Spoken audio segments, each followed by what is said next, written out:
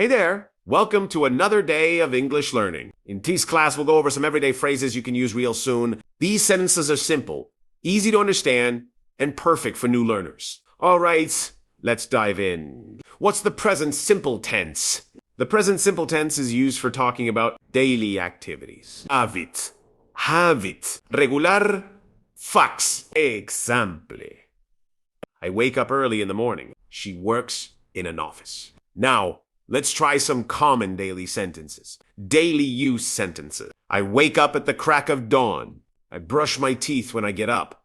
I take a shower every morning and night. I eat breakfast at home. I head to work on time. I arrive at the office early. I check my phone often. I drink water every day. I get tired at the end of the day. I come back home after work. I enjoy learning English. I practice my English every day. I watch English videos on the internet. I listen carefully while I learn. I try to speak in a confident way. I make mistakes, but I still keep learning. I believe in myself. I never give up. Practice this. Now, repeat after me. I practiced English daily. I want to be fluent in English. I'm making improvements steps by steps.